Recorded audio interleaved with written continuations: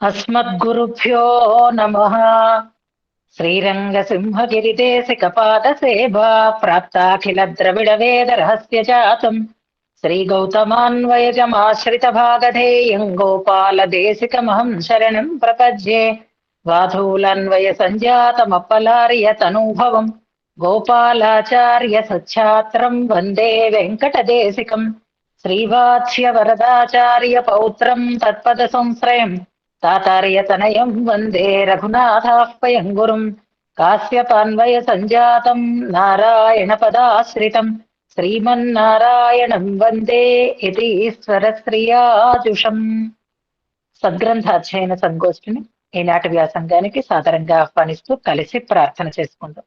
శ్రీపరాశర భట్టార్య శ్రీరంగేశ పురోహిత శ్రీవత్సాంకసుత శ్రీమాన్ శ్రేయసే మేస్తు భూయసే. భట్టార్య గంభీర హృదబ్ది నిర్యత్ దివ్యామృతస్య క్రమయేష భవ్యః. శ్రీరంగరాజస్తవ నామ కోయం ధినోతి నిత్యం విబుధాంతరంగం. శ్రీయతీశాన సిద్ధాంత సర్వస్వామలదర్పణం సవోయన్ రంగరాజస్య భక్త సంజీవనౌషధం. సప్త ప్రాకార మధ్యే సరసిజ ముకుళోద్భాసమానే విమానే కావేరీ మధ్యదేశే మృదుతర ఫణిరాడ్భోగ పర్యంక భాగే నిద్రాముద్రాభిరామం కటినికట శిరః పార్శ్వ విన్యస్త హస్తం పద్మాధాత్రీకరాభ్యాం పరిచిత చరణన్ రంగరాజం భజేహం. అతంత్రిత చమూపతి ప్రహిత హస్తమశ్వీకృత ప్రణీత మణిపాదుకం కిమితి చాకులాంతఃపురం అవాహన పరిష్క్రియం పతకరాజమారోహతః. హరిప్రవర బృంహితే భగవతస్త్వరాయై నమః. శ్రీరంగేశయ శరణం మమాసి వాచ్యావ్యాలోలత్కమలతటాకతాండవేన స్రగ్భూషాంబరమయథాయథం తథానః ధింగ్మామిత్యనుగజగర్జమాజగంధ. ఈనాడు గోష్ఠికి స్వాగత వచనాలను తెలియజేస్తూ నిన్నటి పాఠ్యాంశాన్ని చాలా ప్రశాంతంగా ఏ మాత్రం తొందర కానీ గాభరా కానీ లేకుండా చాలా బ్యాలెన్స్డ్ గా హాయిగా మననం చేసి మన ముందు ఉంచినటువంటి ఝాన్సీని మనసారా అభినందిస్తున్నాను. చాలా ఇబ్బంది పడి మానసికంగా చాలా ఆందోళన పడి మళ్ళీ భగవద్దత్తమైనటువంటి ధైర్యంతో మళ్ళీ ఒక స్వస్థతని పొంది హాయిగా ఈనాటి వాగ్రూపమైనటువంటి కైంకర్యం చేసుకోగలగడం ఆమెకి ఆచార్య అనుగ్రహానికి భగవద్ అనుగ్రహానికి సూచకం. వారి శ్రీవారికి కూడా చక్కగా మంచిగా ఏ రకమైనటువంటి ఆపరేషన్స్ అవసరం లేకుండా కలిగినటువంటి చిన్న ఇబ్బంది తొలగిపోయేటటువంటి స్థితి రావడం మనసుకి చాలా ప్రశాంతతని ఇచ్చింది. చెప్పాను కదా, అనన్యాశ్చింతయంతో మాం అని మనం ఆయన మీదే దృష్టి పెట్టి జీవితాన్ని సార్థకం చేసుకుంటే మన యోగక్షేమాలని ఆయనే వహిస్తాడు అనడానికి ఇదొకసారి మీ జీవితంలో ఒక నిదర్శనం అని అనుకోండి. ఈ వ్యాసంగాన్ని హాయిగా ఇలాగే అనుభవిస్తూ ముందుకి సాగాలి. చాలా సమగ్రంగా ఉంది. శ్లోకానుసంధానం, విషయ వివరణ కొంచెం ఎక్కువ అవుతుంది అన్నా మరీ ఎక్కువ కాకుండా సమగ్రంగానే స్పష్టంగానే సమయానుకూలంగానే విషయాన్ని చాలా చక్కగా అందించారు. ఎంచటానికి ఏ రకమైనటువంటి దోషాలు లేకుండా ఇవాల్టి మననం సాధింది. అర్చావతార వైభవాన్ని, అది ప్రధానంగా గృహ అర్చామూర్తిని మనం కొలిస్తే, మనం ఎలా కొలిస్తే అలాగే సంతోషాన్ని పొందేటటువంటి వాడు అనే విషయం అద్భుతంగా చెప్పారు. ఆ విషయాలన్నీ మీరు ఇందులో వివరించారు. ప్రీణీషే అనేటటువంటి క్రియలో ప్రీతిని పొందింప చేస్తున్నావు అని ఉంది మన దాంట్లో. ప్రీతుడవి అవుతున్నావు అని కూడా మనం చెప్పుకోవచ్చు. ఆత్మనేపది కాబట్టి తాను ఆనందిస్తాడు. వాటిని స్వీకరించడం ద్వారా, అన్నిటినీ సహించి ఉండటం ద్వారా మనకి కూడా ఆనందాన్ని కలిగిస్తాడు అనేటటువంటి అద్భుతమైనటువంటి అర్చావతార వైభవాన్ని అందంగా అందించినటువంటి మన ఝాన్సీ ఆచార్య అనుగ్రహంతో భగవద్ అనుగ్రహంతో ఇతోధికమైనటువంటి సంప్రదాయ సేవ చేయాలి. ఇప్పటికే ఆమె ఏదో ఆ జీవి చేసుకున్న సుకృత విశేషం. వాళ్ళ జీవనాలు వాళ్ళ వ్యవహారాలు వేరుగా ఉంటే అలా అలా అలా అలా పూర్తిగా చక్కగా భవసాగరం కాకుండా ఆధ్యాత్మికమైనటువంటి అనుభవ సాగరంలో మునిగి తేలుతున్నారు. నిరంతరం 4000 దివ్య ప్రబంధం అనుసంధాన అవకాశం వచ్చినప్పుడల్లా దివ్య ప్రబంధ అనుసంధానం చేసుకుంటూ ఇలాంటి వ్యాసంగాలలో చక్కగా అన్వయిస్తూ గ్రహిస్తూ కృషి చేస్తూ దాని మీద ఇష్టాన్ని ఇంకా ఇంకా ఇంకా పెంచుకుంటూనే వెళుతున్నారు. ఆచార్య అనుగ్రహం ఇలాంటి అవకాశాన్ని మరింతగా కలిగించాలి. సంప్రదాయ సేవని ఇతోధికంగా చేసుకోగలిగే సామర్థ్యం ఇంకా పెరగాలి అని పెరుమాళ్ళని ప్రత్యేకించి రంగనాథుణ్ణి ప్రార్థన చేసుకుంటూ ఈనాటి వ్యాసంగాన్ని శ్లోకానుసంధానంతో ప్రారంభం చేసుకుందాం. హర్తుం తమః సదసతీ చ వివేక్తుమీశో మానం ప్రదీప వివకారుణికో దదాతి తేనావలోక్య కృతినః పరిభుంజతేథం తత్రైవ కేపి చపలాస్థలభీ భవంతి ఆస్తాం తే గుణరాశివద్ గుణపరీవాహాత్మనాం జన్మనాం సంఖ్యా భౌమనికేతనేష్వపి కుటీకుంజేషు రంగేశ్వర అర్చ్యః సర్వసహిష్ణుః అర్చకపరాధీనాఖిలాత్మస్థితిః ప్రీణీషే హృదయాళుభిః తవ తతః శీలాజ్జడీభూయతే. ఇంతవరకు అర్చనతో మనం అనుసంధానం చేసుకున్నాం. మనం గరీయస్త్వం పరిజానంతి ధీరాహ అని ఒక శ్లోకాన్ని జ్ఞాపకం చేసుకుందాం. ఇప్పుడే మొదటి శ్లోకం చపలాహ అనేది ఒకటి, అలాగే కృతినః అనేటటువంటి ఒక మాటని జ్ఞాపకం చేసుకుంటే భగవంతుడు మన కోసం దిగి వచ్చినటువంటి ఆ అవతారాల యొక్క వైభవాన్ని కృతినః ధీరాహ పరిజానంతి అనేటటువంటి మాట ఇక్కడ అన్వయిస్తుంది. అందుకే అలా దానిని అర్థం చేసుకుని ఇప్పుడు మనం కూడా ఈ ఆధ్యాత్మికమైనటువంటి ఈ రుచి కలిగి ఈ గ్రంథాలలో ఉండేటటువంటి విషయాలని అర్థం చేసుకుని అనుభవించి ఆనందిస్తున్నాము అంటే మనం కూడా కృతినః అనేటటువంటి కోవలోకే వస్తున్నాం. ఇదొక దీపం, ఆ దీపం వెలుతురుని మనం పొందుతున్నాం తప్ప ఆ దీపానికి ఎదురుగా మనం వెళ్ళటం లేదు అనేది గుర్తుపెట్టుకుంటూనే ఉందాం. అలాగే నిన్నటి శ్లోకంలో ఆస్తాం అంటూ ప్రారంభం చేశారు. మనకి ఆస్తాం అని ఎందుకన్నారు అంటే విభవావతారాలు సౌలభ్యానికి పరాకాష్ట, సౌశీల్యాది గుణాలకి పరాకాష్ట అని మనం అనుకుంటాం. కానీ అర్చావతారం దగ్గరికి వచ్చేసరికి ఆ సౌలభ్యం పరత్వం అనిపించే అంతగా మనకి అందుబాటులో ఉంటాడు అనే విషయాన్ని, పరరూపం కంటే విభవ రూపాలు సౌశీల్య సౌలభ్యాది గుణ ప్రకాశకములు. ఎందుకంటే గుణ పరీవాహాత్మనాం జన్మనాం సంఖ్య, స్వామి యొక్క విభవ రూపములు అనంతములు అని నిన్న అనుకున్నాం. ఎలాగంటే ఆయన గుణాలలాగా అని అనుకున్నాం. ఇక్కడ గుణ ప్రవాహమే విభవావతార రూపంగా వచ్చింది అనడానికి ఒక చిన్న సన్నివేశాన్ని చెప్పాను కదా. ఇది ఒక సాగరం, ఇందులో ఎన్ని విషయాలు మనం కలగలుపుకొని చెప్పుకోగలుగుతామో తెలియటం లేదు. సమయం అయితే చాలా తక్కువగానే ఉంటుంది. నిన్ననే చెప్దాం అనుకున్నాను, గుణపరీవాహాత్మనాం జన్మనాం అన్న చోట వేదాంత దేశకుల స్తోత్రంలో ఒక అద్భుతమైనటువంటి శ్లోకం భావన ఉంది. వారు దయాశతకం అని ఒక శతకాన్ని మనకు అందించారు, గుర్తుందా? మనం ఎన్నోసార్లు అందులో శ్లోకాలు కూడా ప్రమాణంగా చెప్పుకుంటూ వస్తున్నాం. అది దయ, భగవంతుని దయనే దయాదేవిగా భావించి ఆ దయ వల్లే శ్రీనివాసుడు ఇదిగో ఇలా మనకి అందుబాటులోకి వచ్చాడు అంటూ చెప్తారు. ఆ దయని పరిపరి విధాలుగా మనకి వర్ణన చేస్తారు. అప్పుడు ఆ దయాదేవిని ఆకాశ గంగగా వర్ణిస్తున్నారు. ఆకాశ గంగ ఏమిటి అసలు? గంగాదేవిగా, దేవగంగ అని, దేవగంగ అంటే వియద్గంగ, ఆకాశగంగ అని అనుకుందాం. గంగ భూలోకంలోనూ ఉంది, పాతాళ లోకంలోనూ ఉంది, అలాగే స్వర్గలోకంలో కూడా ప్రవహిస్తోంది. గంగా చరిత్ర అంతా కూడా మనం ఇంతకు ముందు అనుసంధానం చేసుకున్నాం. ఆ గంగ ఎవరు అంటే పరమాత్మ యొక్క దయ. దయా పరివాహమే, గుణ పరివాహం కదా. దయ నిండిపోతే ఆ ప్రవాహ రూపంగా ఇప్పుడు ఒక అవతారం వచ్చింది. గంగా నది, అది కూడా వియద్గంగా అని అనుకున్నప్పుడు అది చాలా పవిత్రమైనది, వేదముల చేత ప్రస్తుతి చేయబడినది, ఒడ్లు ఉరుసుకుని ప్రవహిస్తూ ఉంటుంది. ఇలా ఆ గంగా నదికి అలాగే ఆ దయకి ఉండేటటువంటి వైభవాన్నంతటినీ అందంగా వర్ణిస్తారు. మనం ఇప్పుడు అవతారాలు అనుసంధానం చేసుకున్నాం కదా, దానికి ఎంత బాగా వర్ణన చేస్తారు అంటే ఇప్పుడు గంగ లాంటి నదులలో, అంటే పరిపూర్ణమైనటువంటి నీటితో నిండినటువంటి నదులలో రకరకాలైనటువంటి జంతుజాలం ఉంటుంది. అందులో బాగా కనపడుతూ ఉండేవి ఏవి అంటే మొసళ్ళవి మనకి ముందుకొచ్చి కనపడవు, భయంకరంగా ఉండి మనం దిగడానికి వీలు లేకుండా ఉండవు.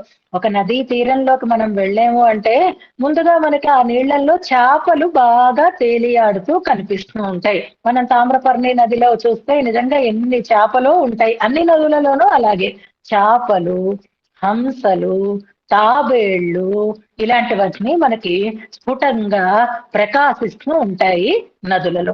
గంగా నదిని కూడా మనం అలాగే చేస్తే ఆ గంగా నది రేవులు అనేకమైనటువంటి రేవులు ఉంటాయి. ఆ రేవులలో ఈ చేపలు, హంసలు, తాబేళ్లు చక్కగా మంచిగా కనిపిస్తూ ఉంటాయి.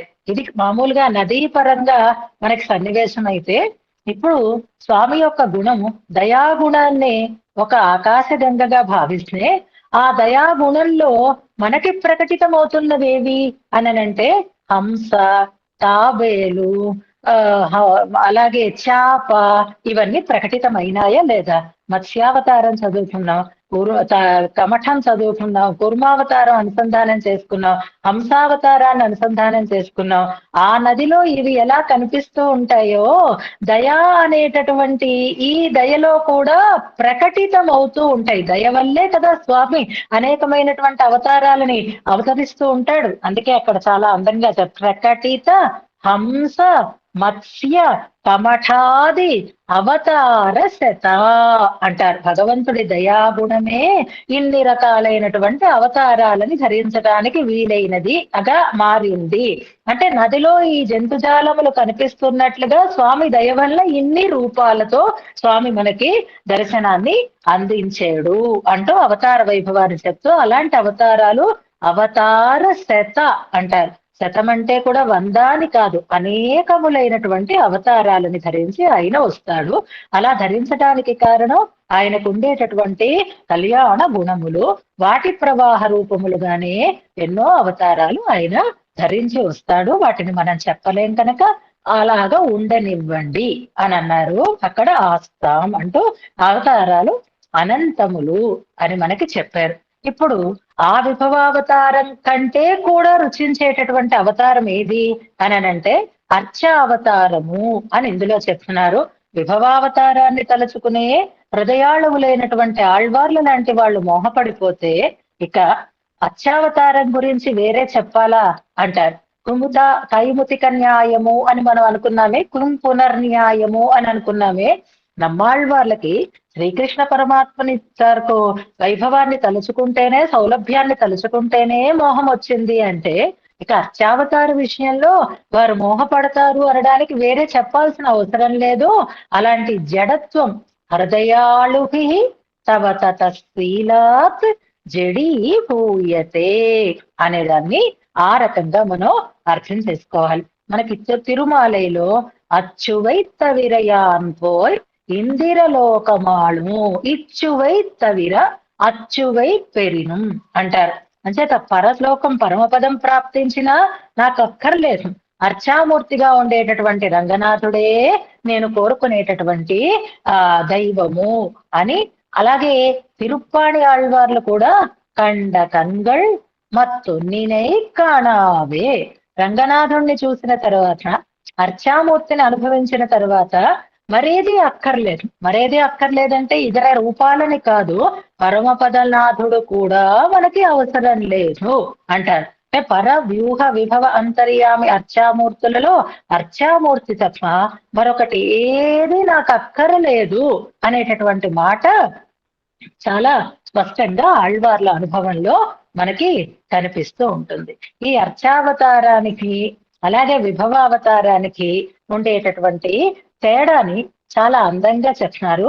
మనకి సిరియ తిరుమడల్ అనేటటువంటి ఒక దివ్య ప్రబంధంలో ఏరార్ ముయల్ వెట్టు కాక్కై పిన్ పోవదే అనేటటువంటి ఒక పాసుర పాదాన్ని మనం జ్ఞాపకం పెట్టుకుందాం. అక్కడ పురుషార్థాల గురించి, విభవమూర్తుల గురించి చెప్తూ ఉంటారనుకోండి.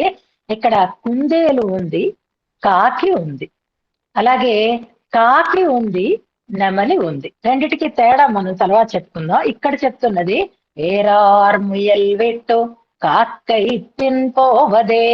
అయ్యయ్యో, ఎవరైనా సరే చక్కగా నేల మీద తిరుగుతూ అందుబాటులో ఉంటూ ముద్దుగా ఉంటూ స్థలచరంగా ఉంటూ ఎగిరిపోయేటటువంటి అవకాశం లేకుండా మనం దొరకడానికి వీలుగా ఉండేటటువంటి కుందేళ్లు పట్టుకోవాలా, లేకపోతే శాఖల మీద సంచరిస్తూ ఆకాశంలో ఎగురుతూ పట్టుకుంటామంటే ఎగిరిపోతూ ఉండేటటువంటి కాకి కోసం పరుగులు పెట్టాలా? ఆలోచించండి. అయ్యో, ఈ లోకం ఎలా ఉంది అంటే ఈ ఈ అర్చామూర్తిని వదిలి మిగిలిన మూర్తుల కోసం పరుగులు పెడుతున్నారు. విభవావతారము పరస్వరూపం కోసం పరిగెడుతున్నారు. అది అందుతుందో అందదో ఎవరికి తెలుసు కనుక ఇక్కడ ఉండేటటువంటి అర్చామూర్తి అయితే కుందేలు లాంటిది. ఆ పైన ఉండేటటువంటి పరమూర్తి అయినా లేకపోతే విభవమూర్తి అయినా కాకి లాంటిది. ఎవరైనా పోని దొరికిందే అనుకోండి కాకి. కాకి వల్ల ఏమిటి ప్రయోజనం? మీకు ఏమిటి ఆనందం? రూపం ఉందా, లేక గుణం ఉందా, లేకపోతే దానికి గొంతు ఉందా? కానీ కుందేలు చూడండి, దొరికినా సరే ఎంత ముద్దుగానో ఎంత మురిపెంగానో దాన్ని మనం హాయిగా చూసి ఆనందించి పొందడానికి తగినటువంటి ఒక అవకాశం ఉంటుంది అని ముయల్ కాకై అని రెండింటిని చెప్పి కాకి కావాలా లేకపోతే కుందేలు కావాలా?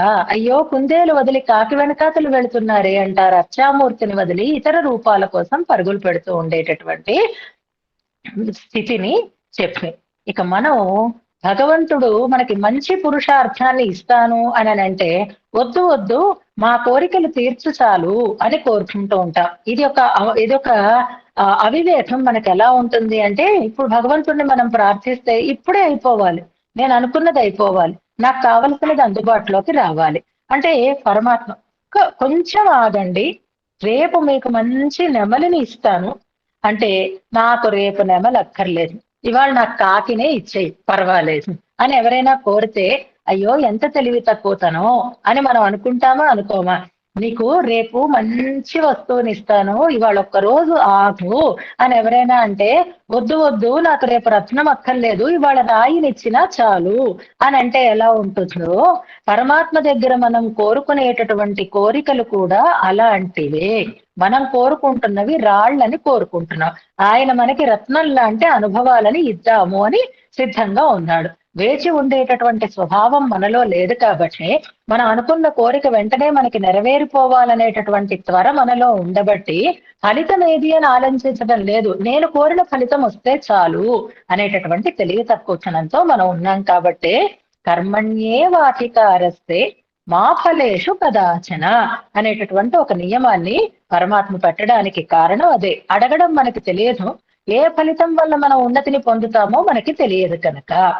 చేత పరమాత్మ యొక్క గుణ వైభవాన్ని మనకి తెలియచేయటంలో అర్చావతారాన్ని మించినటువంటి అవతారము మరొకటి లేదు అని ఇందులో చెప్తున్నారు. అందుకే అర్చ్య సర్వసహిష్ణు అర్చక పరాధీన అఖిలాత్మ స్థితి అనేటటువంటి మూడు విషయాలను మనకు తెలియజేశారు. ఆ అర్చామూర్తి సర్వసహిష్ణువు అన్నారు.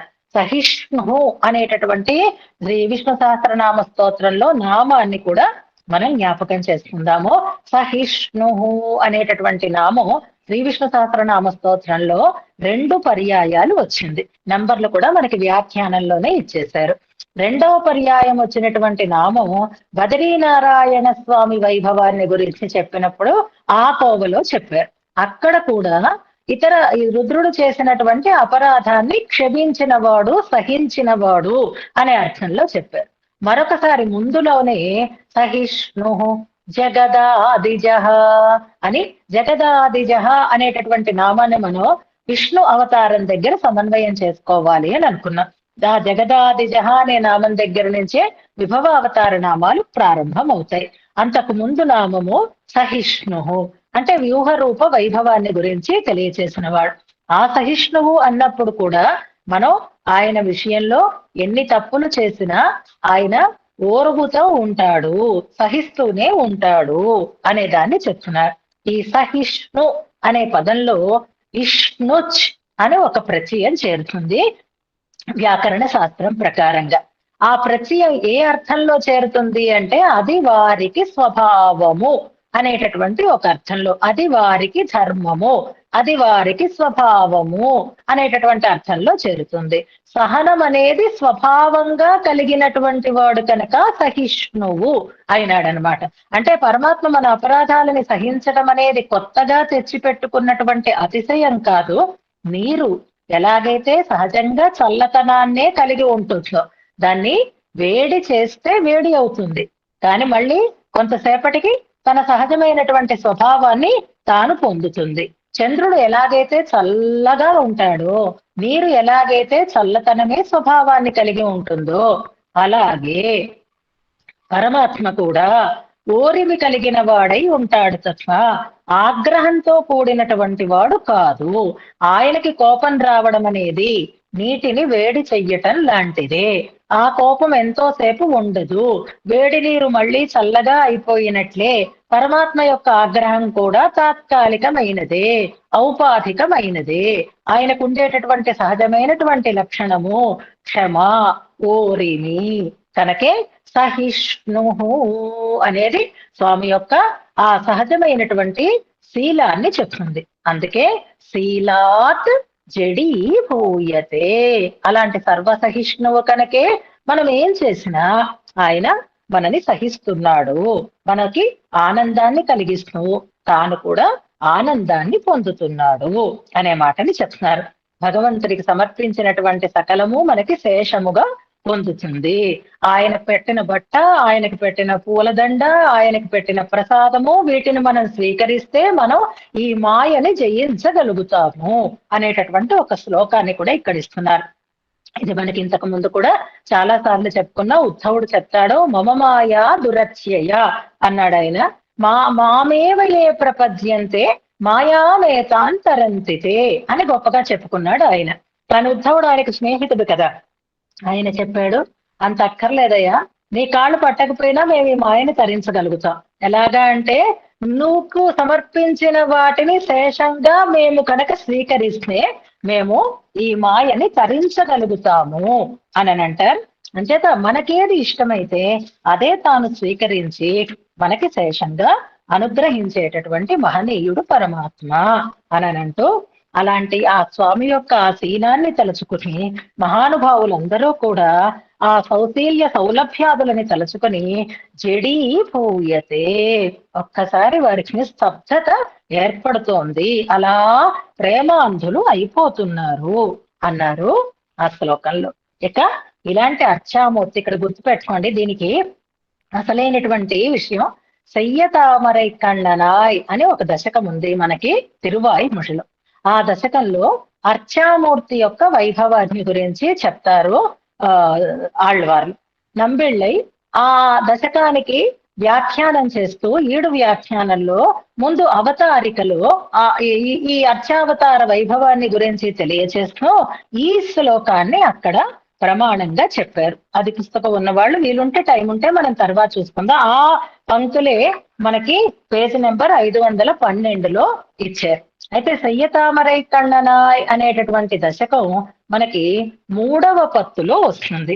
3వ పత్తులో 6వ దశకం అది. అందులో మొదటిది సెయ్యతామరై కಣ್ಣనాయ్. అవతారిక ముందు ఉంటుంది కాబట్టి దాన్ని చెప్తున్నారు. చివరికి అన్ని చెప్తూ అర్చావతార వైభవాన్ని గురించి చెప్తున్నారు. ఇక్కడ ఒక సందేహం ఏమిటి అంటే, అంతకు ముందు అర్చావతారాన్ని గురించి చెప్పారా లేదా ఆళ్వార్లు అని సందేహం కలిగితే చెప్పారు. ఏ దశకంలో చెప్పారు అంటే ఇళరొళి ఇళమై అనేటటువంటి దశకం, మన సుందర బాహుస్వామి వైభవాన్ని గురించి చెప్పినటువంటి దశకం అది. ఇంతకు ముందు కూడా అర్చావతార వైభవాన్ని గురించి చెప్పారు కదా. ఇక్కడ చెప్పడంలో ఉండేటటువంటి ప్రత్యేకత ఏమిటి అనంటే అది భౌమనికేతనేషు అన్నట్లుగా సర్వసాధారణమైనటువంటి విగ్రహం అర్చామూర్తి అవుతాడు. కానీ సెయ్యతామరై కಣ್ಣనాయిలో చెప్పినటువంటి అర్చారూపం ఎలాంటి అర్చారూపము అంటే గృహ అర్చ. నిన్న మనం అనుకుంటున్నామే, మన చేత మన ఇళ్లల్లో ఆరాధనని స్వీకరించేటటువంటి పరమాత్మకు ఉండేటటువంటి సహిష్ణుత ఎలాంటిది అనే దాన్ని చెప్పడం కోసం అక్కడ ఆ వ్యాఖ్యానంలో ఈ శ్లోకాన్ని ప్రమాణంగా స్వీకరించారు. నంబిళ్ళయ్య వారి వ్యాఖ్యానంలోనే మనకి అర్చ్య, అర్చనీయుడై ఉంటాడు. ఎలా అందరి చేత అంటే సర్వసహిష్ణు, ఎవరు తనకి ఏ రకంగా ఆరాధన చేసినా దాన్ని ఆయన సహిస్తాడు. ఎలా సహిస్తాడు, ఎందుకు సహిస్తాడు, అదే ఆయన యొక్క స్వభావము కనుక అంటూ అర్చ్య సర్వసహిష్ణు అర్చక పరాధీన అఖిలాత్మస్థితి ప్రీణీషే అన్నారు వెనుకటి శ్లోకంలో. ఆ అర్చామూర్తి అలా అర్చారూపుడే స్వీకరించేటటువంటి ఆ సౌలభ్య పరాకాష్ఠ కలిగినటువంటి స్వామి ఎవరో కాదు, సాక్షాత్తుగా శ్రీరంగనాథుడే అని రంగనాథుడి దగ్గరికి మనని తీసుకొని వస్తున్నారు ఇవాళ శ్లోకంలో. ఇంతవరకు మనం రంగనాథుడిని అసలు డైరెక్ట్ గా చూడనే లేదు ఉత్తర శతకంలో. చక్కగా మనకి పూర్వ శతకంలో అయితే ముందు కొంత 62 శ్లోకాల దాకా అయినా తర్వాత నంబెరుమాళని తర్వాత పెరియ పెరుమాళని మనం హాయిగా సేవించాం. ఆ ఆపాద నఖశిఖ పర్యంతం అన్నట్లుగా హాయిగా సేవించాం. ఇప్పుడు అసలు జగత్కారణ తత్వం ఏది అని చెప్పడంతో ప్రారంభించి ఆ జగత్కారణ తత్వ వైభవాన్ని చెప్తూ అవతారాలన్నింటినీ వివరణ చేసి అవతార వైభవాన్ని ఇంకా పరిపూర్ణం చేస్తున్నారనమాట. అందులో అర్చావతార వైభవాన్ని సర్వసాధారణంగా చెప్పి ఆ అర్చావతారం ఎవరూ కాదు, ఇదిగో శ్రీరంగనాథుడే అంటూ రంగనాథుడిలో ఆ గుణాలని సమన్వయం చేస్తున్నారు. అప్పుడు మనని రంగనాథుని దగ్గరికి తీసుకుని వస్తున్నారు. శ్లోకాన్ని అనుసంధానం చేసుకుందాం. శ్రీమద్వ్యోమ నసీమ వాంగ్మనసయోః సర్వేవతారాః క్వచిత్ కాలే విశ్వజనీనమేతదితి శ్రీరంగధామన్యథా ఆర్తస్వాగతికైః కృపాకలుషితైః ఆలోకితైరార్ద్రయన్ విశ్వత్రాణ విమర్శన స్ఖలితయా నిద్రాసి జాగరీయయా. అంటే ఇప్పుడు మనం పెరియ పెరుమాళని సేవిస్తున్నామా, నంబెరుమాళని సేవిస్తున్నామా, దీన్ని చెప్పక్కర్లేకుండానే మీరు అర్థం చేసుకోవాలి. శ్లోకం మరొకసారి చదువుతాను. శ్రీమద్వ్యోమ నసీమ వాంగ్మనసయోః సర్వేవతారాః క్వచిత్ కాలే విశ్వజనీనమేతదితి శ్రీరంగధామన్యథ ఆర్తస్వాగతికైః కృపాకలుషితైః ఆలోకితైరార్ద్రయన్ విశ్వత్రాణ విమర్శన స్ఖలితయా నిద్రాసి జాగరీయయా. ఇది శ్లోకం. ఈ శ్లోకాన్ని చదువుకోవడానికి వివరించుకోవడానికి ముందు మనం ఒక వీడియో చూద్దాం. ఆ వీడియోని చూపిస్తున్నారు మనకి భట్టర్ గారు. చూడండి, అది వేరే రహస్యంగా లోపల దాన్ని వీడియో చేసి తర్వాత దాన్ని మనకి చూపిస్తే ఎలా ఉంటుందో భట్టర్ వారు దాన్ని భావన చేసి ఆ మాటలతో మనకి చెప్తున్నారు. మనం అందరం శ్రీరంగం వెళ్ళామన్నమాట. శ్రీరంగనాథుడు మనలందరూ వస్తాము అని ఆయన సిద్ధంగా ఉన్నాడు. ఆ సిద్ధంగా ఉండడానికి కారణం ఏమిటి అంటే ఇప్పుడు ఆయనలో ఆయన మాట్లాడుకుంటున్నాడు. గుర్తుపెట్టుకోండి, ఈ శ్లోకం ఎలా ఉంటుంది అంటే మనతో కాదు ఆయన మాట్లాడేది, ఆయనలో ఆయన ఒక వితర్కం చేసుకుంటున్నాడు. చూడండి, మనలో మనమే ఒక్కసారి కూర్చొని ఇలా చేస్తే ఎలా ఉంటుంది, అలా చేస్తే ఎలా ఉంటుంది, అది సరికాదు కదా, ఇది కరెక్ట్ కదా అని అలా మనమే అలాగా రకరకాలుగా ఆలోచించుకుంటున్నట్లుగా ఇప్పుడు భావిద్దాం. మనం శ్రీరంగనాథుణ్ణి భావిద్దాం. అసలు ఆయన శ్రీరంగనాథుడిగా రావడానికి కారణం ఏమిటిట అంటే ఆ కరెక్టే అని అనుకుంటున్నాడట ఆయన. ఎంచేత అంటే ఈ పరమపదం ఉంది, ఈ పరమపదం అందరికీ అందుబాటులో ఉండదండి అనుకుంటున్నట్టు. ఎవరు? పరమాత్మే. వీళ్ళందరూ నా దగ్గరికి రావాలి, నన్ను పొందాలి. మన మీద ఆయనకి చాలా ప్రేమ. అందుకని ఆయన ఏం విచారం చేస్తున్నాడట, మనస్సులో ఎలా నిశ్చయం చేసుకుంటున్నట్ట అంటే వీళ్ళందరినీ పరమపదానికి రమ్మందామా అని ఒకసారి అనుకున్నట్టు. అందరూ ఎక్కడొస్తారు, వాళ్ళకి అందుబాటులో ఉందా, దగ్గర దాపలావా అని అందరూ అక్కడికి చేరలేరు అనేసుకున్నట్ట ఆయన. మరెలా, పోనీ నేనే అక్కడికి వెళదామా అని అనుకున్నాడట. అంటే వెళ్ళాను, కానీ అందరూ ఒకసారి దొరకటం లేదే. ఆ యుగంలో ఉన్నవాళ్ళు తర్వాత యుగంలో ఉన్నవాళ్ళు ఒకరు కావటం లేదే.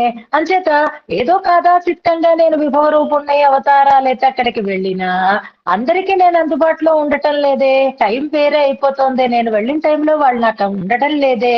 మరి ఎలాగా అని అనుకున్నాడట ఆయన. ఇప్పుడు ఆయనకు వచ్చిన ఇబ్బంది ఏమిటిట అంటే అందరికీ దొరకాలి, అన్ని సమయాలలోనూ దొరకాలి. ఎలాగా అని ఆలోచిస్తే ఓ ఇది బాగుంది అని అనిపించిందిట ఆయనకి. ఇది విశ్వజనీనంగా ఉంది, అందరికీ అందుబాటులో ఉంది, ఎప్పుడూ అందుబాటులో ఉండేటట్లుగా ఉంది అని అమ్మయ్య అని అనుకుని ఇంకక్కడ పడక వేసేసాడట ఆయన. అక్కడ శ్రీరంగధామలో అలా ఆయన పడక వేయటానికి కారణం ముందు ఆయన ఎన్ని ఆలోచనలు చేసుకున్నాడో దాన్ని ఇందులో వివరణ చేస్తూ ఇప్పుడు చూడండి మీకేం బెంగలేదు, మీకు నయా పైసా ఖర్చు అక్కర్లేదు. అంటే ఇప్పుడు ఇక్కడి నుంచి మరి హైదరాబాద్ నుంచి వెళ్తే ఫ్లైట్ లో వెళ్ళాలి కదండి, ఖర్చు అవుతుంది కదండి. అంటే మనం ఏం చేయలేం, ఆయన శ్రీరంగంలోనే ఉండమన్నాడు. మనం హైదరాబాద్ లో ఉంటే ఏం చేస్తాడు ఆయన మాత్రం. ఉంటే శ్రీరంగంలో వద్దని ఆయన కూడా అన్నాడు కాబట్టి అందరికీ అందుబాటులో ఉన్నాడు, అన్ని సమయాలలోనూ అందుబాటులో ఉన్నాడు. మనం ఎప్పుడు వస్తామా అని ఎదురు చూస్తున్నాడు, సుఖంగా వచ్చారా లేదా అని పలకరిస్తున్నాడు. ఎన్ని భావనలు ఉన్నాయో ఇవాళ శ్లోకంలో ఒకసారి మనం అనుసంధానం చేద్దాం. మొదటి పాట అంతా కూడా అంటే మొదటి 2 లైన్లలోనూ రంగనాథుడి మనస్సులో కలిగినటువంటి ఆ విచారము, చేసుకున్నటువంటి నిశ్చయము చెప్పబడుతుంది అనమాట. ఇందులో మనకి సంబోధనార్థకమైనటువంటి పదం లేనే లేదు, కానీ ఎదురుగా పరమాత్మని చూసి చెప్తున్నట్లుగానే ఉంటుంది. సంబోధనార్థకమైనటువంటి పదం లేదు. ఇక ఇందులో క్రియాపదంగా మనం చెప్పుకోవాలి అంటే నిద్రాసి అనేది క్రియాపదం అనుకున్నామే మనం. నామధాతువులు అని నిద్ర అనేది నిద్రపోతున్నావు, పోవుట అనే దాన్ని చేరిస్తే నిద్రపోవుట అనేది ఒక క్రియాపదర్శన తయారవుతోంది. నిద్రాసి అంటే నిద్రిస్తున్నావు అనేది ఇందులో ప్రధానమైనటువంటి క్రియాపదం. ఇంకా అవాంతర క్రియ ఒకటి ఉంది, ఆర్ద్రయన్ అనేది అవాంతర క్రియ. ఆర్ద్రయన్ అంటే తడిపి వేస్తూ అనేటటువంటి అర్థం. అంటే దానిని చక్కగా వేడిని తగ్గించి చల్లబరుస్తూ అనేటటువంటి అర్థం అన్నమాట. ఏమనుకుంటున్నాడు ఆయన అనంటే ఇప్పుడు రంగనాథుడి మనస్సులో జరుగుతున్నటువంటి వితర్కాన్ని చెప్తున్నట్లుగానే ఉంటుంది. సులభంగా ఉంటుంది శ్లోకం, పెద్ద శ్లోకం అనుకోకండి, మాట్లాడుకుంటున్నట్లుగా ఉంటుంది. ఏంటి నేను ఫోన్ చేసేదా, వద్దులే ఆఫీసులో ఉంటాడేమో, పోనీ మరి ఎలా ఇన్ఫర్మేషన్ అందుతుంది, ఇలా అలా రకరకాలుగా మనకి మనమే అనేసుకుంటూ ఉంటాం కదా, అలా అనుకుంటున్నాడు అనమాట రంగనాథుడు. ఏమని అంటే శ్రీమద్ వ్యోమా శ్లోకం ప్రారంభమవుతోంది చూడండి. శ్రీమత్ వ్యోమ, వ్యోమం అంటే ఆకాశము. ఆకాశం అంటే మనకి పంచభూతాలలో ఒకటి. పాంచభౌతికమైనటువంటి ఆకాశం కాదు, పరమాకాశము అని చెప్పబడేటటువంటి పరమపదం. అందుకే వ్యోమ అన్నదానికి శ్రీమత్ అనేటటువంటి ఒక విశేషణాన్ని పెడుతున్నారు. అంటే మామూలుగా మనకి కనిపించేటటువంటి పంచభూతాలలో ఉండేటటువంటి ఆకాశం కాదు అనేది మనకు అర్థం అవ్వడం కోసం శ్రీమద్ వ్యోమ, విలక్షణమైనటువంటి వ్యోమ, పరమ వ్యోమ అంటారు పరమ పదానికి పేరనమాట. వ్యోమ అంటే ఆకాశం అని అనుకొని మనం భ్రమపడకుండా పరమే వ్యోమన్ అనేటటువంటి శృతి ప్రయోగాన్ని మనకి తెలియచేస్తూ శ్రీమద్ వ్యోమ, ఆ పరమపదం ఉంది, చాలా పెద్ద జాగా, చాలా విశాలంగా ఉంటుంది. త్రిపాద్విభూతి అంటారు. ఎంతమంది వెళ్ళినా ఏ మూలకో ఒదిగి ఉంటారు, మొత్తం అంతా జాగా ఉంటూనే ఉంటుంది. మనం ఇది శ్రీ గుణరత్న కోశంలో అనుసంధానం చేసుకున్నాం. అలాంటి పరమపదానికి అందరినీ తీసుకుని వెళ్ళిపోవచ్చు కదా, అందరూ అక్కడికి వస్తారు, నన్ను చూస్తారు అని అనుకోలేదట స్వామి. ఎందుకంటే శ్రీమద్ వ్యోమ నసీమ వ్యాంగమనసయో, నా సీమ అని 2 పదాలు కాదు, నసీమ అంతా ఒకటే పదం. అక్కడ గ్యాప్ ఇచ్చారు కానీ కలిపిన పదం ఏకపదంగానే దాన్ని భావించాలి. నా సీమ, సీమ అంటే హద్దు. వాంగ్ మనసయో, నసీమా. వాక్కుకి మనస్సుకి కూడా అందనిది పరమపదం అంటున్నారు. వెళ్ళొచ్చండి, అంతరిక్షానికి వెళ్ళొచ్చు. కానీ ఎంతమంది వెళ్ళగలుగుతున్నారు? అందరం వెళ్ళగలమా? అంతరిక్షంలో అంతరిక్ష యాత్ర చేసి రాగలమా? రాలేకపోతున్నాం. అంతరిక్షానికే వెళ్ళలేకపోతే ఉట్టికెగరలేనమ్మా స్వర్గానికి ఎగురుతుంది అన్నట్లుగా పరమపదానికి వెళ్ళడం అంటే అసలు పరమపదం అంటే ఏమిటి అనే జ్ఞానం కూడా లేనటువంటి వారు కదా అందరూ కూడా. దాని గొప్పతనాన్ని గురించినటువంటి అవగాహనే లేనివారు. వాక్కుకి కాని మనస్సుకి కాని అందనిది పరమ వ్యోమ అని చెప్పబడేటటువంటి పరమపదం. అందుకని వీళ్ళకి అసలు తెలియనే తెలియదు పరమపదం అనేది ఒకటి ఉందని కానీ, అది ఇలా ఉంటుందని కానీ, అక్కడికి మనం వెళ్ళాలి అని కానీ, వెళ్ళాలంటే ఇలా ప్రవర్తించాలి అని కానీ అసలు తెలియనటువంటి స్థితిలో ఉండేటటువంటి వైభవం కలిగినది. శ్రీమద్వ్యోమ నసీమ వాంగ్మనసయో వాంగ్మనసయోః నసీమ. వాక్కుకి మనస్సుకి కూడా అందేది కాదు, అందరికీ అందేది కాదు. పరమపదానికి వెళ్ళిన వాళ్ళు లేరా అంటే ఉన్నారు, కానీ చాలా అరుదుగా ఉంటున్నారు. అంతరిక్ష యాత్ర చేసిన వాళ్ళు ఎంతమంది ఉన్నారు కనుక. అలాగే పరమపదాన్ని గురించి తెలుసుకుని పరమపదానికి వెళ్ళగలిగినటువంటి వారు చాలా తక్కువ మంది ఉంటారు. కానీ అందరికీ అందాలి అంటే అది పరమపదం అందరికీ అందేది కాదు. అందడానికంటే వెళ్ళడానికి కాదు, వాక్కుకి మనస్సుకి కూడా అందేది కాదు అనుకున్నాడట పరమాత్మ. ఇక పోనీ నేను వెళితే సరిపోయింది కదా అని అనుకుంటే, సర్వే అవతారాః, పోనీ వాళ్ళ కోసం నేను దిగి వెళదాము, ఎన్నైనా అవతారాలు చేస్తాము అనుకుంటే, సర్వే అవతారాః, అన్ని అవతారాలు కూడా క్వచిత్ కాలే, ఏదో ఒక సమయంలో జరుగుతున్నాయి. ఆ సమయంలో అందరికీ అందుబాటులో ఉండలేకపోతున్నాను. ఆ యుగంలో ఉన్న వాళ్ళకి మాత్రమే అది అందుబాటులోకి వస్తుంది. పరమపదం అయితే అసలు మాటలకి మనస్సుకే అందరిది. అవతారాలు అయితే ఏదో కాల పరిమితి కలిగి ఉన్నాయి తప్ప సార్వకాలీనంగా ఉండటం లేదు. దీన్ని దేశ విప్రకర్ష, కాల విప్రకర్ష అంటారు అన్నమాట. కాల విప్రకర్ష అంటే మన కాలం కాకుండా మరొక కాలంలో ఉంటే మనం ఎలాగైతే పొందలేకపోతామో ఆ దూరం. దేశ విప్రకర్ష అంటే ఇక్కడ ఉన్న మనం ఆ స్థలాన్ని పొందలేకపోతే దూరంగా ఉండడం, ప్రదేశం దూరంగా ఉండడము. కాలం మన కాలం కాకుండా ఉండడము. విభవావతారమేమో కాల విప్రకర్ష కలిగినది, పరమపదమైతే దేశ విప్రకర్ష కలిగినది. మరెలా ఈ కాల విప్రకర్ష దేశ విప్రకర్ష లేకుండా అందరూ నన్ను పొందాలి అంటే ఎలా అని ఆలోచించాడట పరమాత్మ. ఎవరికి ఉంటుందండి ఇంత ప్రేమ? మనలాంటి వాళ్ళందరికీ కూడా అందుబాటులో ఉండాలనేటటువంటి ఆ సౌలభ్యం, సౌశీల్యం ఉండబట్టే కదా ఇలాంటి ఆలోచన వచ్చింది ఆయనకి. అందుకని ఏతత్ విశ్వజనీనో, రైట్, ఇది బాగుంది. నేను అర్చామూర్తిగా వెళ్ళాననుకోండి, కింద ఉండేటటువంటి లీలా విభూతిలోకి వెళ్ళి ఎప్పుడూ ఉంటాను కాబట్టి ఏ తత్, ఇది అన్నారు. ఇది అంటే ఏది? వెనక శ్లోకాలలో ఏదే అర్చార అవతార వైభవం గురించి అయితే చెప్పారో ఆ అర్చారూపము అని అర్థం అన్నమాట. ఏ తత్, ఈ అర్చారూపము, అర్చావతారము విశ్వజనీనో, అందరికీ అందుబాటులో ఉండేది. కాలము ఏ కాలంలోనైనా ఉంటుంది, ఎవరికైనా అందుబాటులో ఉండేది. ఈ తిథి అని నిశ్చయం చేసుకున్నవాడవే, అవును అవి అందవు, ఇదైతే అందుతుంది అని ఈ తిథి అని నిశ్చయం చేసుకుని శ్రీరంగధామని, శ్రీరంగధామంలో నువ్వు నిత్యంగా వేంచేసి ఉన్నావయ్యా స్వామి. శ్రీరంగధామంలో స్వామి ఉండడానికి కారణం ఏమిటి అంటే మనందరికీ అందుబాటులో ఉండడం కోసం, ఎప్పుడూ మనం ఆయనని చేరడానికి వీలుగా ఉండడం కోసం శ్రీరంగధామన్యథా వచ్చాడు. శ్రీరంగధామంలో ఉంటున్నాడు.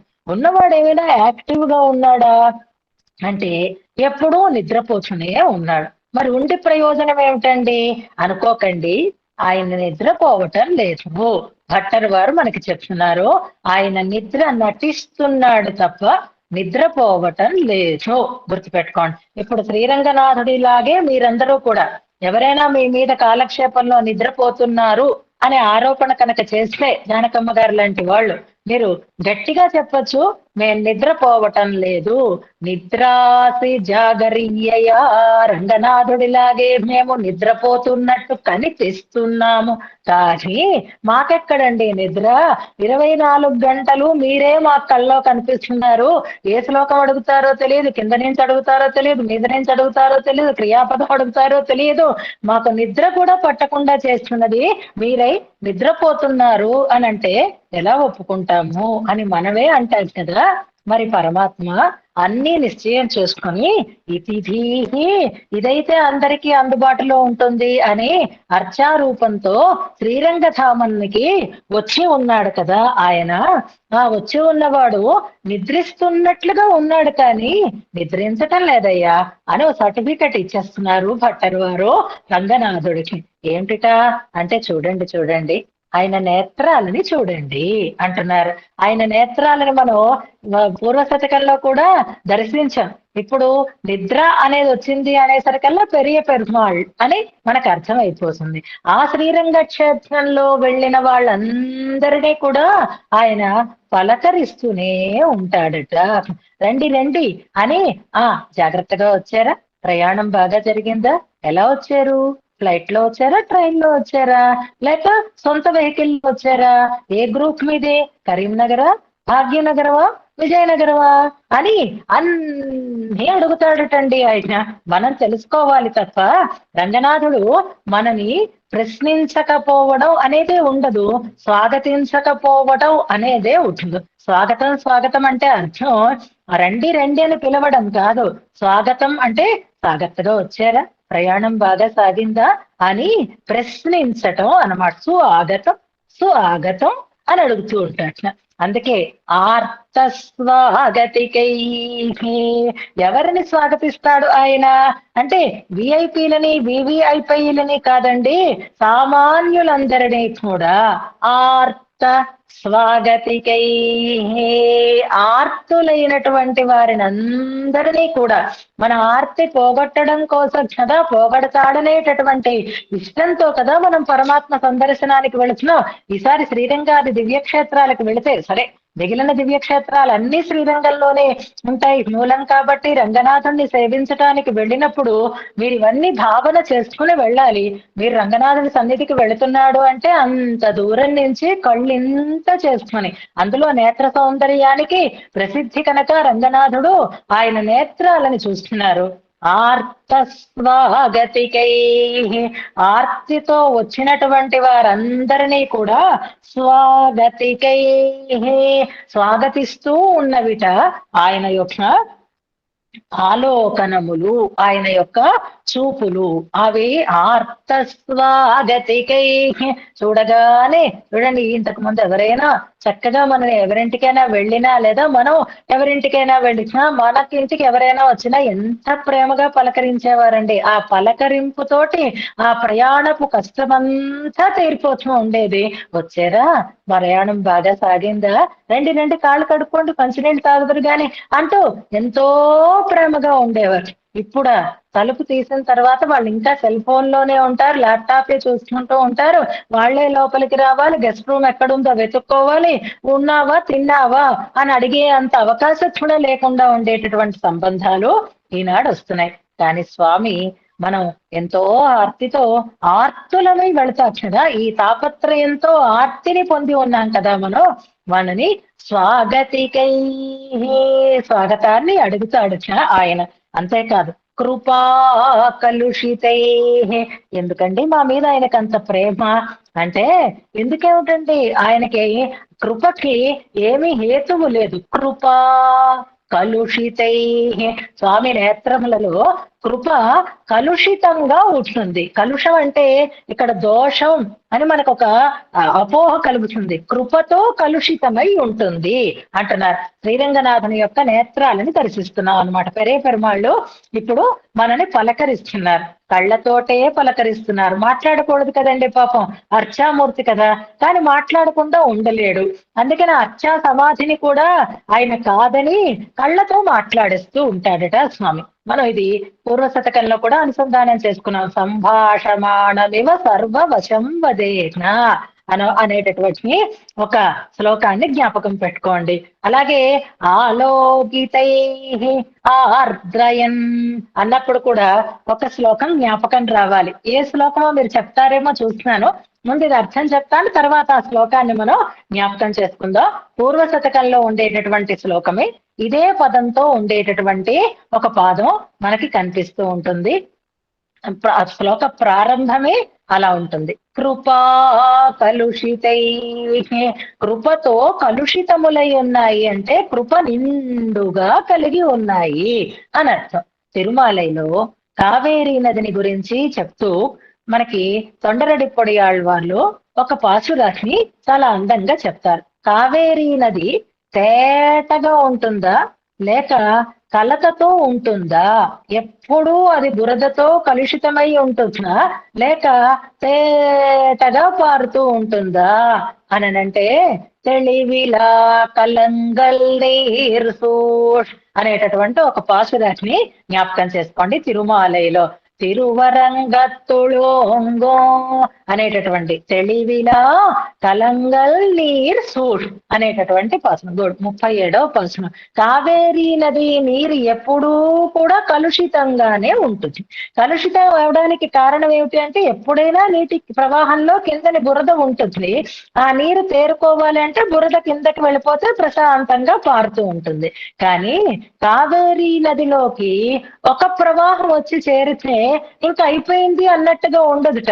ఇంకో ప్రవాహం వస్తుంది, ఇంకో ప్రవాహం వస్తుంది, ఇంకో ప్రవాహం వస్తుందిట. ఇది ఇలా తేరుకుంటోంది అనేసరికి మళ్ళీ నీరు వచ్చి చేరుతూ ఉంటుంది. అప్పుడు మళ్ళీ కలత పడుతూ ఉంటుంది, మళ్ళీ నీరు వచ్చి చేరుతూ ఉంటుంది, మళ్ళీ కలత పడుతూ ఉంటుంది. అంతటి ఆ జల సమృద్ధి కలిగి ఉంటుంది కనుక తెలివిలా కలంగల్ నీరు సూడ్ అంటారు. ఒక ప్రవాహంతో ఆగిపోదు, అలా ప్రవాహాలు నీటి వేగంతో వచ్చి చేరుతూ ఉంటే కలత పొందుతూనే ఉండేటటువంటి ఆ కావేరీ నది అని చెప్తారు అక్కడ. అలాగే పరమాత్మకి కూడా మన పట్ల దయ పొంగి పొరలుతూనే ఉంటుంది. అందుకే ఆ కృపతో ఆయన యొక్క నేత్రములు కలుషితై నిండిపోయి ఉంటాయి.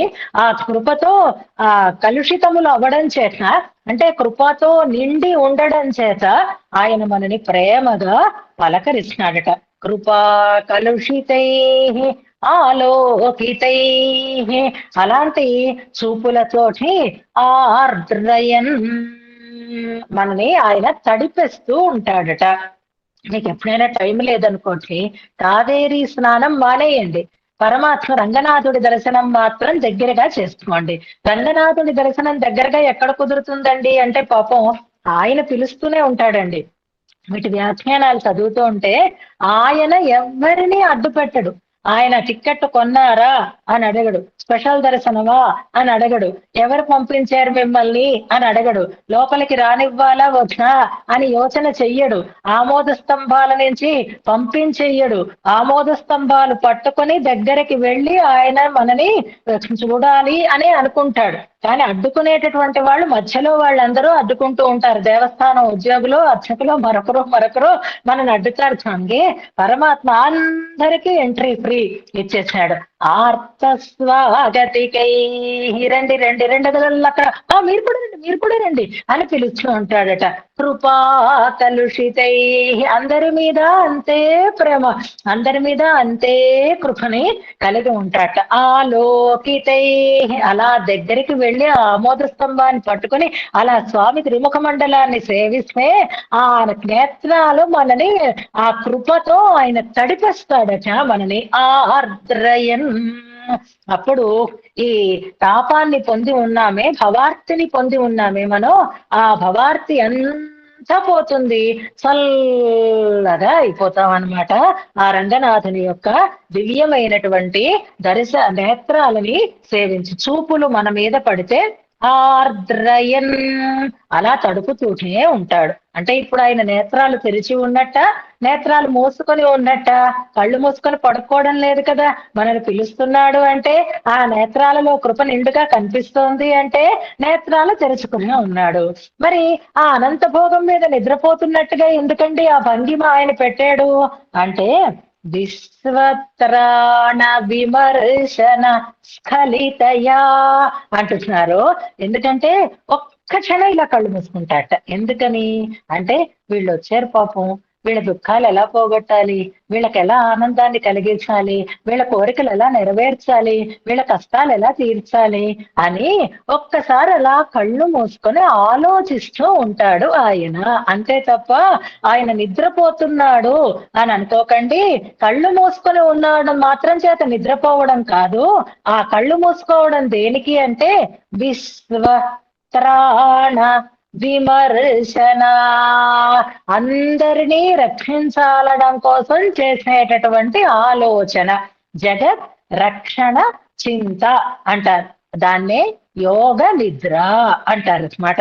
విశ్వత్రాణ విమర్శన స్ఖలితయా జాగరీయయా నిద్రాసి, జాగరం చేస్తూ నిద్రిస్తున్నావు అంటున్నారు. ఇది తమాషా అయినటువంటి ప్రయోగం. జాగరం వేరు, నిద్ర వేరు. కానీ నిద్రపోకపోతే జాగరం అంటాం. కానీ ఆయనకి పాపం నిద్ర పడితే కదండి మనం పట్టనిస్తామా. నిద్రాసి జాగరీయయా, మేలుకొని నిద్రిస్తున్నావు అంటున్నారు. ఆ మేలుకొని నిద్రించడం అంటే ఎలాగా అంటే, ఇదిగో ట్రైన్ లో మనం బెర్త్ రిజర్వ్ చేసుకున్నా సరే, నిద్రపోయేవా, నిద్ర పట్టిందా రైల్లో అంటే, ఆ నామోహం ఏం నిద్ర, కుదుపులకి ఇలా నిద్ర పట్టడం ఏమిటి మళ్ళీ తెలియరాడు అని మనం అంటాం చూసారా. అలాగే పాపం రంగనాథుడికి, భగవంతుడికి మనకి ఉండే తేడా ఇక్కడ చాలా చెప్తున్నారు. పూర్వశతకంలో మనం అనుసంధానం చేసుకున్నాం. కళ్ళు తెరుచుకొని నిద్రపోతూ ఉంటాం మనం, కళ్ళు మూసుకొని తెలివిగా ఉంటాడు పరమాత్మ. ఇది ఆయనకి మనకు ఉండేటటువంటి తేడా. ప్రధానంగా పెరుగు పెరుమాళ్ళ దగ్గర మనం చూడవలసింది ఇదే. కళ్ళు పూర్తిగా తెరుచుకుని ఉన్నా మనకి బుద్ధి పని చెయ్యదు. మన నిజంగా ఆలోచించండి, పరమాత్మ కనపడడు మనకి. ఏ దివ్య దేశ దర్శనానికి వెళ్ళినా సరే, ఏదైనా ఎవరితోటైనా కలిసి వెళ్ళేమే అని అనుకోండి, నిజంగా గర్భాలయంలో పరమాళ్ళ సన్నిధిలో మనం నిలబడ్డా ఏం చేస్తూ ఉంటాము అంటే, అలా వాళ్ళు వచ్చారా లేదా, వీళ్ళు వచ్చారా లేదా, ఈ పిల్లడు వచ్చాడా లేదా, వీళ్ళు లైన్ లో ఉన్నారా లేదా, ఎదురుగా పెరుమాళ్ళు కనిపిస్తున్నా సరే, కళ్ళు తెరిచి ఉన్నా సరే, మనం పెరుమాళ్ళని తప్ప, దైవాన్ని తప్ప మిగిలినవన్నీ ఆలోచిస్తూ ఉంటాం, మిగిలినవన్నీ దర్శిస్తూ ఉంటాం. తర్వాత చది చూసావా ఇవాళ దండ ఎంత ఆ దండ, అయ్యో నేను చూడలేదు అంటాం మనం. నువ్వు కళ్ళు తెరిచావు, ఎదురుగుంటా ఉన్నావు, నీకు ఆయన దర్శనం ఇచ్చాడు, కానీ ఆ టైంలో నీ బుర్రలో మీ కోడలు వచ్చిందా లేదా, మీ ఫ్రెండ్ వచ్చాడా లేదా, మరొకరు వచ్చారా లేదా, మరొకరు వచ్చారా లేదా అనే ఆలోచనే నిండిపోయింది. అయిపోయింది, వచ్చేసాం. ఇప్పుడు కళ్ళు తెరిచిన చూడలేకపోవడం అనేది, దర్శించలేకపోవడం అనేది మనకుండేటటువంటి స్థితి అయితే, పరమాత్మ కళ్ళు మూసుకున్నా మనమే కనిపిస్తూ ఉంటామని. ఏదో సినిమా పాట ఉంది చూసారా, కనులు మూసినా నీవాయే, నే కనులు తెరిచినా నీవాయే అని ఈ పాటలు ఉండేవి చూసారా. అలాగా కనులు మూసుకున్నా మనమే కనిపిస్తాంట, కనులు తెరిచినా మనమే కనిపిస్తాంట. ఎవరికి? రంగనాథుడికి. వచ్చింది ఇక్కడికే కాబట్టి కాసేపు నిద్రపోదామని కనులు మూసుకోవటం, ఆయన కనులు మూసుకున్నా మనమే కనిపిస్తాం కాబట్టి విశ్వత్రాణ విమర్శన స్ఖలితయా, అప్పుడు ఏమైపోతుంది, స్ఖాళిత్యం వచ్చేస్తుంది. అప్పుడు ఇలా కళ్ళు మూసుకుంటాడు, మళ్ళీ మనం గుర్తొస్తాం, వెంటనే ఆ విమర్శన ఆలోచన వస్తుంది, ఇలా చేద్దాం ఇలా చేద్దామని కళ్ళు తెరుచుకుంటూ ఉంటాడు. కళ్ళు మూసుకోవడం తెరుచుకోవడం, కళ్ళు మూసుకోవడం తెరుచుకోవడం, ఇలా ఉంటుంది ఆయన స్థితి. అలా మూసుకున్న కనులు మళ్ళీ తెరవబడుతూ ఉంటాయి. ఎందుకని? రక్షణ గురించినటువంటి చేసేటటువంటి చింత వల్ల ఆ పరిపూర్ణమైనటువంటి నిద్రావస్థ అనేది ఆయనకి ఎప్పుడూ కలగదు. అందుకే మనకి పూర్వ శతకంలో ఒరే పెరుమాళ్ళని చెప్పేటప్పుడు ఆయన ఇలా కళ్ళు మూసుకునేసరికల్లా మళ్ళీ కళ్ళు తెరిచిపోతూనే ఉంటాయి. ఎంచేత అంటే ఆ పాము ఇలా పైకి కిందకి పైకి కిందకి ఆ ఉచ్ఛ్వాస నిశ్వాసాల వల్ల కళ్ళు విప్పి మూసి అవుతూ ఉంటుంది ఆ స్వామి స్థితి అని అక్కడ అన్నారు. ఇక్కడ మనమే గుర్తొస్తూ ఉంటాం.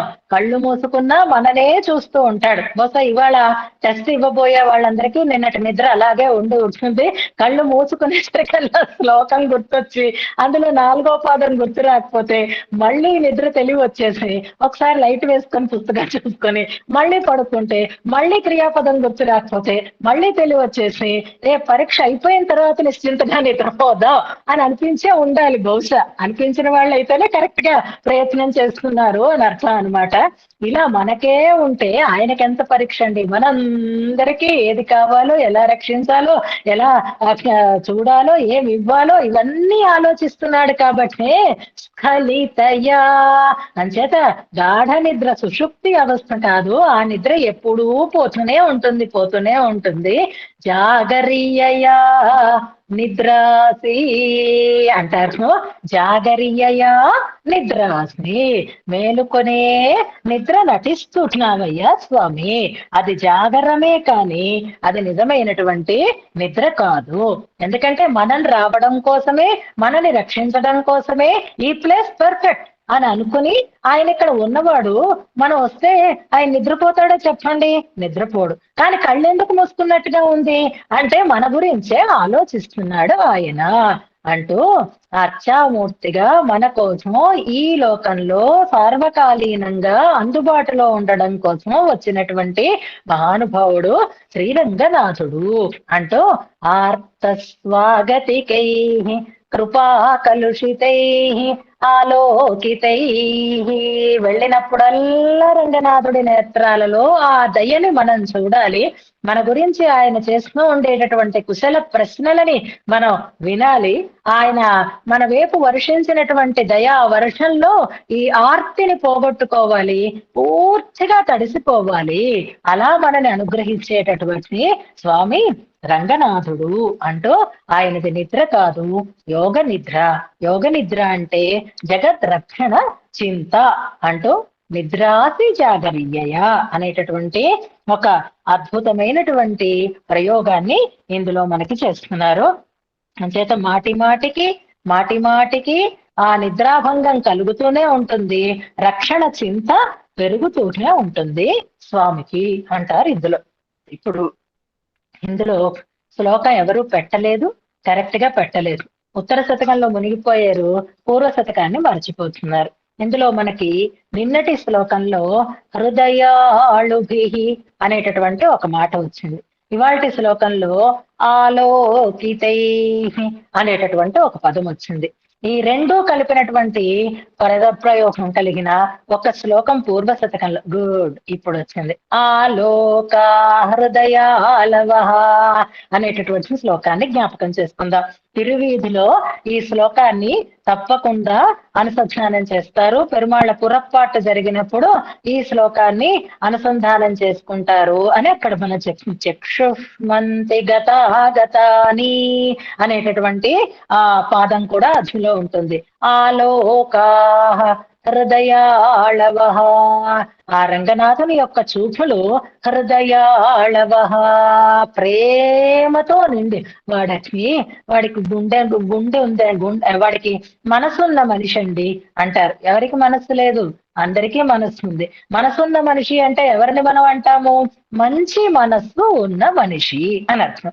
అలాగే హృదయాళుభి జడీభూయతే అన్నప్పుడు సహృదయులైనటువంటి వారు అని అనుకుంటున్నాం. రంగనాథుడి చూపులు ఎలాంటి చూపులు అంటే హృదయాళవ మంచి ప్రేమతో నిండినటువంటి చూపులతో ఆయన మనని అనుగ్రహించేవాడు అవుతాడు. పురపాటకు వేం చేసినప్పుడు ఆ స్వామి అందరినీ అలాగే చూస్తూ ఉంటాడు అని ఆలోక హృదయాళవ అనేటటువంటి శ్లోకాన్ని ఇక్కడ జ్ఞాపకం చేసుకుందాం. ఎవరైనా చదివితే చివరిలో అనుసంధానం కూడా చేదురుగాను. అలాగే ఇక్కడ స్ఖలితయ అనేటటువంటి మరొక పదం వచ్చింది చూడండి. ఈ స్ఖలిత అనేటటువంటి పదమే మనకి పూర్వ శతకంలో కూడా ఒక శ్లోకంలో వచ్చింది. ఏది ఆ శ్లోకం? స్ఖలితయా అను వెరీ గుడ్. 78వ శ్లోకం, 79వ శ్లోకం అని స్ఖలిత నయనం తన్వన్ అనేటటువంటి వచ్చింది. స్ఖలిత నయనం అక్కడ కూడా ఇలాగే కళ్ళు తెరిచి మూసి తెరిచి మూసి చేస్తున్నాడు ఆయన. కళ్ళు తెరిచినా మూసినా మనమే కనిపిస్తున్నాం. గుడ్. ఉదధి పరమవ్యోం నోర్ విస్మృత్య అనేటటువంటి శ్లోకం. ఇక్కడ కూడా మనకి శ్రీమద్ వ్యోమ అనేటటువంటి పదం వచ్చింది.